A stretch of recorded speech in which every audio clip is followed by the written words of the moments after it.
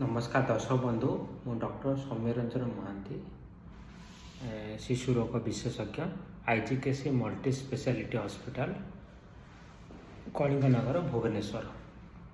आसतु आज आम आलोचना करवा शिशु मानक होता गोटे कॉमन रोग जहाँ को आम कहते क्राडल कैप, जहाँ को आम गाँ गली में बड़ा बोली कहते एवं क्राडल कैप भी कहुए।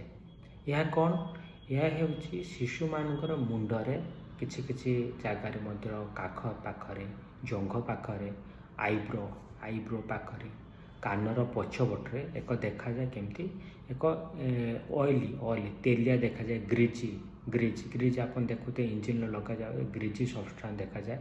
स्केल माने आपन पतला पतला चमड़ा होथबो एवं यार एक सेमती देखा जाए एवं ताकू जो आप जबरदस्ती बाहर करेंगे से ब्लीडिंग हुए।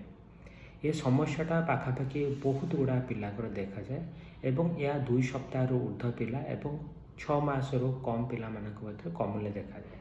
ऑन एवरेज कहवाक गले जिते पिला माने प्रथम टीका नापे आसते 1.5 मास को से बहुत जन शिशु मानक ए रोग देखा जाए। तो ए रोगर कारण कौन? ए रोगर कारण हूँ 2टा कारण। गोटे हूँ एक्सेस ऑयल सिक्रेशन।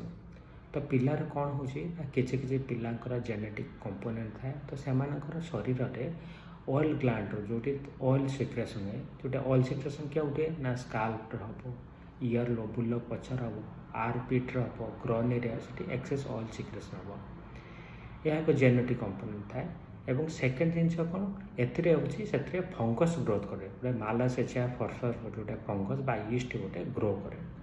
तेणु यही पिला कहीं ग्रो करे ना एक्सेस ऑयल सिक्रेशन जो से ऑयल को प्रॉपर्ली क्लीन करा न जीवो से ऑयल से जगह डिपोजिट हम एवं यही ऑयलटा गोटे फूड भाव में काम कर फूड माने खाद्य।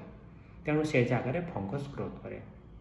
तेणु ये फंगस ग्रोथ कले से ऑयल गुड़ा डिपोजिट हो से ऑयल सहित आपंकर बॉडीर जो एपिडर्मिस माने ऊपर चर्मर ऊपर अंश गुड़ाक डिपोजिट कर गोटे पतला स्केल कर जाए एवं यह जदि पूरा परिष्कार न करा एक मोटा बल ग्रेजी स्केल फॉर्मेशन हुए। तेणु यार ट्रीटमेंट कौन?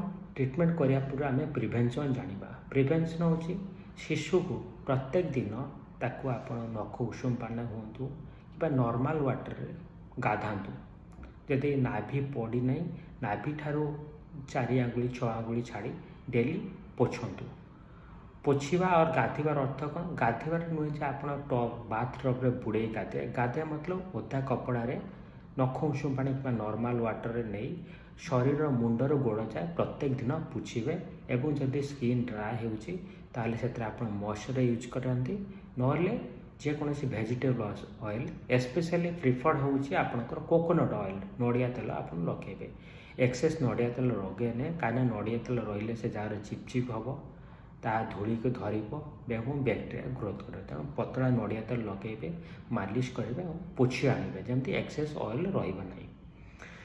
द्वितीय कथा जदि मुंडरे तेणु जदि परस्पर प्रॉपर्ली क्लीन न करा मुंड को शैम्पू न करा एवं जो जॉइंट एरिया जंक्शन एरिया जमती इयर पछपटे हम बेक पाखरे हम काखरे हम कि ग्रोन एरिया प्रॉपर्ली क्लीन न कर से जगह ऑयल डिपोजिट करे एवं ये ऑयलटा ग्रेजुअली डिपोजिट होगापर से फंगस ग्रोथ करे। तेणु बेबी टिके थर अम्बिलिकल कॉर्ड पड़ सारापर नाभि पड़ सारे 5-7-6 दिन पर आपन ताको नॉर्मल बाथटब नहीं पारे एवं मुंड को शैम्पू करेंगे जेकोसी बेबी शैम्पू को सप्ताह को 2 थर अति कम शैम्पू करेंगे एवं पिला को जिते शीघ्र हम ड्राए करदे एवं दिन में से समय चॉइस करें जो आप सनलाइट आसो सूर्यकिरण पड़ुव एवं एनवायरमेंटा टिके वार्म थो प्रिफरेबली 10टा ରୁ 12ଟା 11ଟା टाइम बेबी को क्लीन करदे ओदा कड़ा पोछिबे एवं इमिडिएटली ताको रैप करे जहाँफल पिला को हाइपोथर्मिया हेब नहीं। तेणु जदि ये क्रेडल कैप है भी जहाँ भी आपणकर से जगार अत्यधिक लाल पड़ुची से जगार आप रक्त बाहर से सेकेंडरी बैक्टेरिया होबार चांस इन्फेक्शन होबार चांस थाए ताहले आप निकटस्थ शिशु रोग विशेषज्ञ देखा करूँ। द्वितीय कारण कौन? सेबोरिक डर्माटाइटिस भाई आउ गोटे रोग देखा जाए जहाँ को आटोपिक डर्माटाइटिस कहुए।